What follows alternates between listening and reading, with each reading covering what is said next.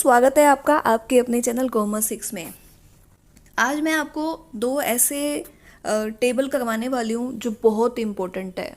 हर साल पेपर में कई बार तो दोनों में से क्वेश्चन आए हुए हैं, नहीं तो एक में से तो आया हुआ है। एक तो बीसीजी मैट्रिक और एक मैं आपको करवाने वाली हूँ इसमें स्वोट वाली टेबल। स्वोट की टेबल के अंदर कुछ पॉइंट्स हैं, उसमें से कौन सा हमारा स्ट्रेंथ का है, वीकनेस का है, अपॉर्चुनिटी का है या फिर थ्रेट्स का है, तो उसके सारे पॉइंट्स लिखे हुए हैं।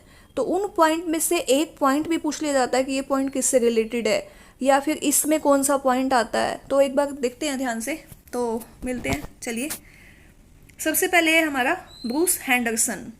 ब्रूस हैंडरसन ने क्या एक मैट्रिक्स बनाया था बीसीजी मैट्रिक्स के नाम से। शेयर मार्केट में जनरली ये यूज़ होता है। शेयर मार्केट आप लोग जानते हैं, शेयर मार्केट कहाँ पर होती है, जहाँ पर शेयर्स वगैरह इशू होते हैं। जो इन्वेस्टर्स होते हैं, जो कंपनीज होती हैं, वो क्या सोचती हैं कि हम आगे आने वाले टाइम में अपने बिजनेस को वाइंड अप करें या फिर उसको आगे बढ़ाएं, शेयर्स को हम लें या फिर शेयर्स को सेल कर दें। तो उसके लिए क्या क्या कुछ उनके कुछ कोड वर्ड होते हैं, उन कोड वर्ड से क्वेश्चन आ जाता है कि इस कोड वर्ड में से इस कोड वर्ड का क्या मीनिंग है। तो वो देखते हैं। सबसे पहले तो जो बीसीजी मैट्रिक्स है, इसको बोला क्या क्या जाता है। एक तो बूस्टन बॉक्स भी बोला जाता है, बीसीजी मैट्रिक्स बोला जाता है, Boston matrix, booster consulting group analysis, portfolio diagram भी बोला जाता है इसको। बीसीजी के जो फाउंडर हैं वो ब्रूस हैंडरसन थे।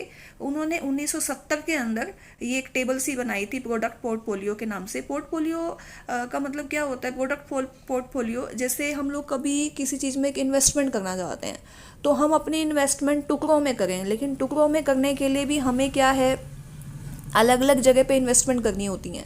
छोटी छोटी जगह पे हम एक जगह मार्केट में इन्वेस्टमेंट ना करके अपने टुकड़ों में इन्वेस्टमेंट करें कि वो एक दूसरे के साथ कंपनसेट हो जाए। जैसे मान लीजिए आपको एक जगह पे 1 लाख रुपए का प्रॉफिट हो रहा है और दूसरी जगह पे आपको 50,000 का लॉस हो रहा है, तो आप वो जो प्रॉफिट है उसने 50,000 वाले लॉस को भी कंपनसेट कर दिया। एक्चुअल में आपका जो प्रॉफिट है वो 50,000 हो जाएगा। तो अगर आपने सारा का सारा लॉस में ही लगाया होता तो आपके 50,000 रुपीज़ हैं वहाँ पे, जो आपके 1 लाख रुपीज़ का प्रॉफिट हुआ है वो भी टोटल आपका लॉस है वो 1,50,000 रुपीज़ हो जाता। लेकिन अब इसके अंदर जो नेट लॉस है वो आपका 50,000 ही रह जाएगा। नेट लॉस भी नहीं, नेट प्रॉफिट ही रहेगा। तो इस तरह से पोर्टफोलियो का होता है ये। तो शेयर मैट्रिक्स जो यूज़ होता है हमारे, इसमें 500 कंपनीज हैं जिसके ऊपर ये जो मैट्रिक्स है वो फॉलो हुआ था।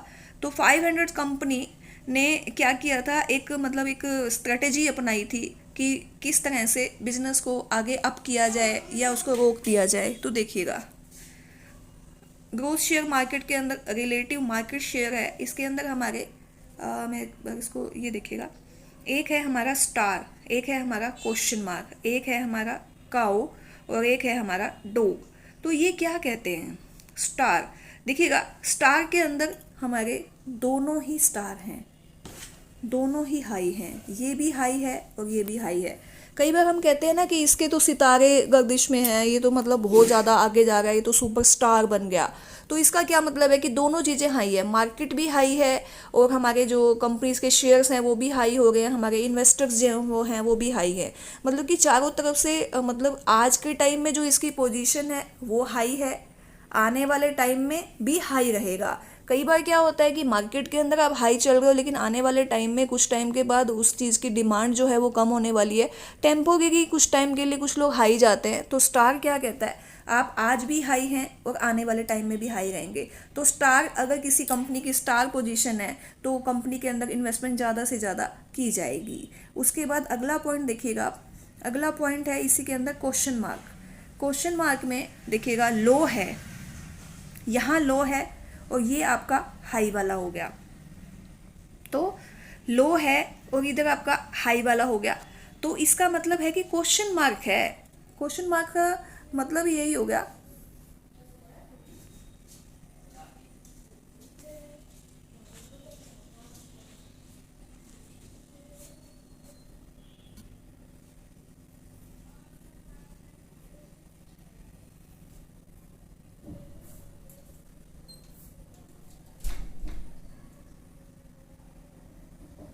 इसके अंदर क्वेश्चन मार्क में हमारे पास पहले ही ये आ रहा है कि हम लोग एक तरफ तो मार्केट जो है हमारी हाई दिख रही है, लेकिन इधर से हमारा लो चल रहा है।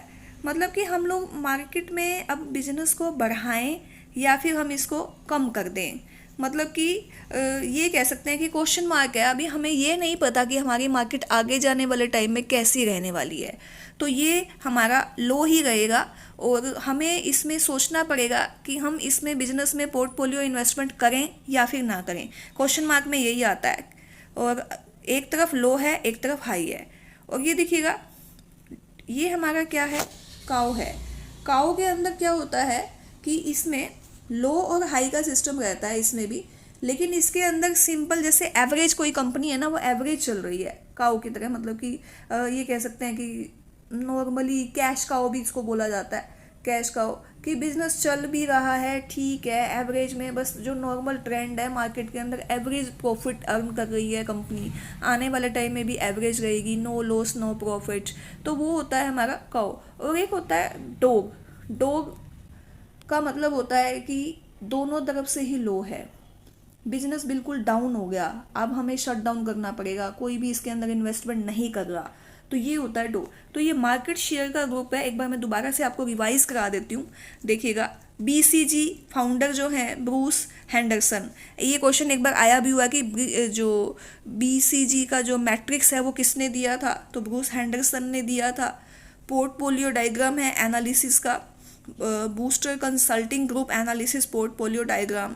इन्होंने एक जो 500 कंपनीज के ऊपर ये बनाया था कि इस तरह से आप एक जो मार्केट के अंदर हमारा क्वेश्चन मार्क है, स्टार है या डॉग है या काऊ है, उसके अकॉर्डिंग मार्केट में हमारी क्या पोजीशन चल रही है। क्या स्टार है, हाई है, दोनों तरफ से इन्वेस्टमेंट कर दो। अगर हमारा क्वेश्चन मार्क है तो सोचना पड़ेगा इन्वेस्टमेंट की जाए या ना की जाए। हमारा डॉग है तो बिल्कुल डाउन होने वाला है, आने वाले टाइम में कंपनी की जो पोजीशन है वो डाउन होने वाली है। और अगर हमारा काऊ है तो एवरेज है। तो इस तरह से ये शेयर मार्केट का आपका पोर्टफोलियो है। पोर्टफोलियो डायग्राम भी इसको बोला जाता है, तो आपने ध्यान रखना है। अब उसके बाद आपको मैं अगला जो टेबल करवाने वाली हूँ वो करवाने वाली हूँ स्वोट की। हर कंपनी के अंदर हमारी एक स्वोट होती है। स्वोट का मतलब क्या होता है, कई बार तो सिंपल एक फुल फॉर्म पूछी हुई है, स्वोट का मीनिंग क्या है। पिछली बार आपका 2021 की बात करूँ तो 21 में क्वेश्चन आया हुआ था कि भी ये थ्रेट है या किस चीज़ का है ये, वो क्वेश्चन मैं आपको करवाऊंगी। तो उसमें ये बताया गया है कि किससे रिलेटेड है ये। तो ये देखिएगा, स्ट्रेंथ के अंदर हमारे कुछ एग्जाम्पल्स हैं, उससे आपको काफ़ी हेल्प मिलेगी। अगर पेपर के अंदर स्टेटमेंट आ जाती है तो भी आप कर पाओगे। स्वोट की फुल फॉर्म क्या है, स्ट्रेंथ है यानी हमारी शक्ति, वीकनेस, हमारी कुछ कंपनीज की कुछ वीकनेस भी होती है अंदर से इंटरनल। मान लो कोई हो सकता है कि कोई हमारी कॉस्ट ज़्यादा आ रही है, हमारी टेक्नोलॉजी हाई नहीं है, हमारे जो लेबर है वो सही नहीं है, या फिर हमारी मैनेजमेंट सही नहीं है। अपॉर्चुनिटीज़, हर कंपनी को कहीं ना कहीं अपॉर्चुनिटीज़ मिलती ही हैं।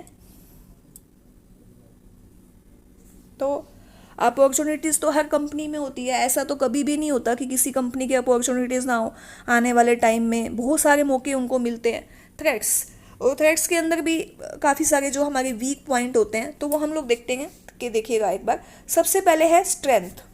स्ट्रेंथ के अंदर हमारा पहला पॉइंट है ब्रांड अवेयरनेस। अगर हम ब्रांड के प्रति अवेयर हैं तो हमारी स्ट्रेंथ है, हमें शक्ति मिलेगी इससे। उसके बाद है expertise and experience in a certain area. अगर आप कंपनी में किसी बिजनेस से रिलेटेड कोई काम कर रहे हैं, आपको अच्छा एक्सपीरियंस है, आपको सर्टन एरिया में पर्टिकुलर किसी चीज़ के लिए एक्सपीरियंस है, तो वो आपकी स्ट्रेंथ है। आप जनरली कभी किसी जॉब के लिए इंटरव्यू देने जाते हैं तो आपका स्पेसिफिकेशन पूछा जाता है। आजकल तो एमबीए है, एमबीए भी कितने सारे फील्ड के अंदर होने लग गई है। मार्केटिंग है, एचआर है, फाइनेंस है, हॉस्पिटैलिटी है और भी बहुत सारी। पहले तो सिंपल क्या था कि मार्केटिंग में ही एमबीए को हम मार्केटिंग से ही रिलेट करते थे, फिर फाइनेंस से होने लगा, फिर एचआर से होने लगा, और अब हॉस्पिटैलिटी से है, फॉरेन ट्रेड से है। बहुत सारे ऐसे ट्रेड है जिसके अंदर एमबीए की जा सकती है। तो मैनेजमेंट, आपकी एक्सपर्टाइजेशन किस में है, आपकी जिस चीज़ में एक्सपर्टाइजेशन है आपकी वो स्ट्रेंथ है। फिर इंटेलेक्चुअल प्रॉपर्टी। तो प्रॉपर्टी इंटेलेक्चुअल ही होती है, मतलब कि अगर हमारे पास कोई ऐसी एसेट है, कोई ऐसा हमारे पास कोई मतलब हमारे पास कोई ऐसा टैलेंट है जो कभी भी नष्ट ना हो, तो वो कंपनी की स्ट्रेंथ है।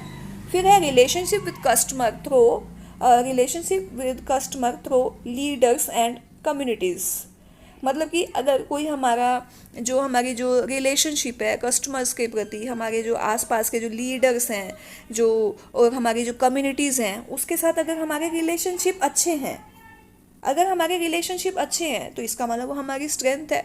रिलेशनशिप, आजकल आपको पता है, आप ऑनलाइन बिजनेस भी चल रहे हैं, ऑनलाइन बहुत सारे बिजनेस हैं, जॉब हैं, पता नहीं क्या क्या। तो उसके अंदर क्या कहा जाता है, जिसकी जितनी ज़्यादा नेटवर्किंग होगी, चेन वर्क ज़्यादा चलते हैं, तो जिसकी जितनी ज़्यादा नेटवर्किंग है उतना ही ज़्यादा उसका बिजनेस चलता है। मान लो एक बैंक के अंदर एक मैनेजर है, उसकी इतने अच्छे रिलेशनशिप है, ज़बरदस्त अकाउंट होंगे, ज़बरदस्त उसका टारगेट पूरा हुआ। इंश्योरेंस एजेंट है उसका, कोई भी कंपनी है ऐसी, उसकी सेल के लिए उसके लिंक कितने ज़्यादा हैं तो उसका अच्छा सिस्टम रहेगा। Unique quality that differentiate from other competitor. अगर आपके अंदर कोई एक ऐसी क्वालिटी है जो किसी और आपके कॉम्पिटिटर में नहीं है तो आपकी स्ट्रेंथ है।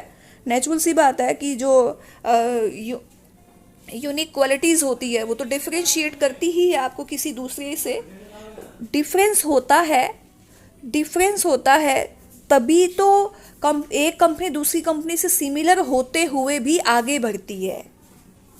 उसके बाद अगला पॉइंट देखिएगा, आपका जो अगला है वो पॉइंट है आपका वीकनेस। वीकनेस क्या क्या हो सकती है कंपनी की?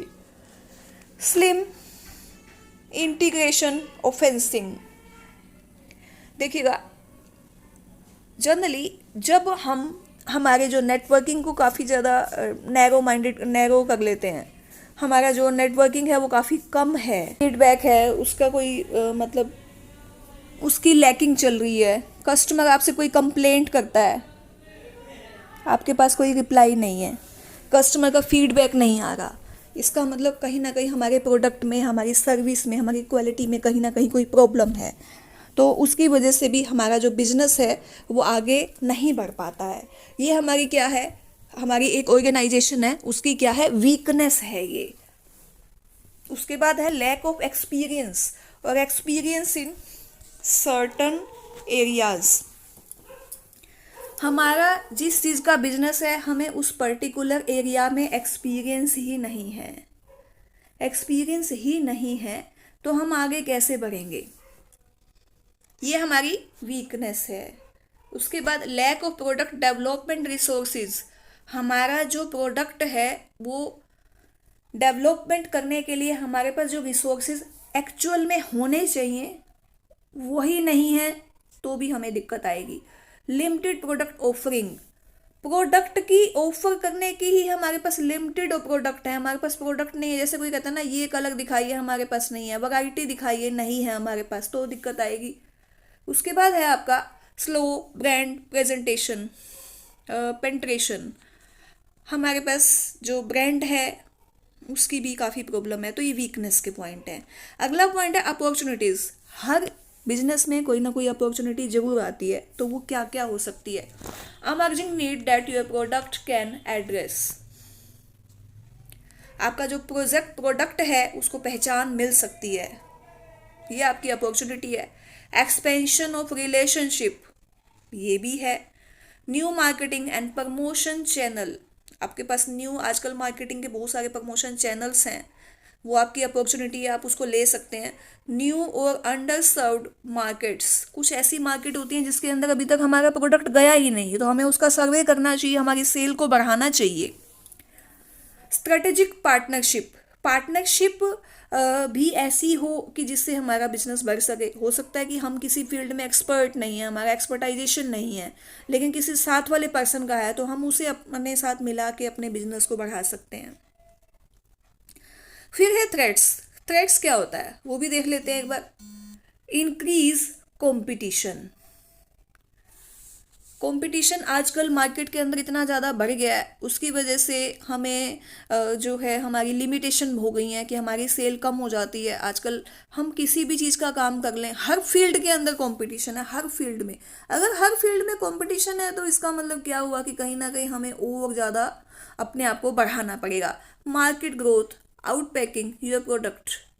देखिएगा, मार्केट की ग्रोथ हो रही है चारों तरफ से, और जो हमारी जो पैकिंग है मान लो हमारी सही नहीं है, हम लोग आउट पैकिंग का मतलब ये होगा कि जैसे जो हमारा जो प्रोडक्ट है वो आउटडेटेड टाइप का हो रहा है, या फिर हमें जो मार्केट की ग्रोथ इतनी ज़्यादा हो चुकी है तो हमारे प्रोडक्ट को मतलब कि कोई पहचान नहीं रहा है, उसकी कोई वैल्यू नहीं बची है, तो फिर उसकी वजह से भी हमें दिक्कत आ रही है। प्राइवेसी एंड सिक्योरिटी कंसर्न, बहुत सारी चीज़ें ऐसी होती हैं जो कंपनी को प्राइवेसी रखनी होती है उनके सिक्योरिटी पॉइंट ऑफ व्यू से, तो वो भी कई बार लिमिटेशन बन जाती है। शिफ्टिंग कस्टमर प्रोस्पेक्टिव्स, कस्टमर भी शिफ्ट हो जाते हैं। नेचुरल सी बात है कि एक कस्टमर आपका रेगुलर जो लॉयल है, लेकिन अगर जैसे ही नया माल आया, कोई नया ब्रांड आया, वो तुरंत शिफ्ट हो जाता है। ये नहीं है कि कस्टमर मतलब इधर से अपना एड्रेस छोड़ के जा रहा है, नहीं, वो आपके प्रोडक्ट के लिए शिफ्ट हो रहा है। स्मॉल मार्केट साइज भी हो सकता है। अनसर्टन इकोनॉमिक और politic environments, uncertain economic environment का, जैसे अभी बीच में कोरोना टाइम आया था, तो कोविड के अंदर क्या था, कोविड के अंदर हमारी बड़ी दिक्कत चली, मार्केट एकदम से डाउन हो गई और इतना ज़्यादा इम्पेक्ट आया, बहुत सारी जो इंडस्ट्रीज थी वो बंद भी हो गई थी, वापस उनको रीजनरेट करने में काफ़ी ज़्यादा टाइम भी लग रहा है। तो इस तरह की जो अनसर्टेनिटी आ जाती है वो भी मार्केट के अंदर नुकसान करती है।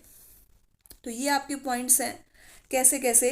सबसे पहले है आपका स्ट्रेंथ, मार्केट के अंदर आप बने रहना चाहते हो तो आपका जो एक्सपीरियंस होना चाहिए, आपको सर्टन नॉलेज होनी चाहिए, आपकी क्वालिटी इंप्रूव होनी चाहिए, आप यूनिक रहें। आप कंपटीशन के अंदर अगर बने रहना चाहते हैं तो आपका जो ब्रांड है आप उसके प्रति भी अवेयर रहेंगे, तभी बात बन पाएगी। फिर साथ के साथ वीकनेस है कि अगर आपकी कोई लैकिंग है, कोई नॉलेज नहीं है आपको, कोई किसी चीज़ की, कोई मार्केट के प्रति, कोई प्रोडक्ट के लिए प्रोडक्ट की नॉलेज नहीं है आपको, और आप उसका काम स्टार्ट कर रहे हैं, तो वो आपकी वीकनेस भी हो सकती है। अपॉर्चुनिटी, बहुत सारी अपॉर्चुनिटीज़ मिलती हैं मार्केट को एक्सपेंड करने के लिए, प्रमोट करने के लिए, हमें उसका फ़ायदा उठाना चाहिए।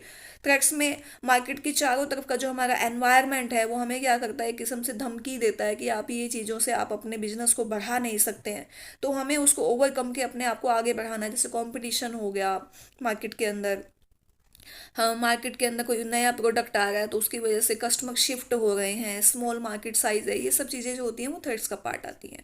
तो ये आपका दो टॉपिक, और दो टॉपिक में से आपके या तो दो, नहीं तो कम से कम एक क्वेश्चन आपका पक्का है, आना ही आना है।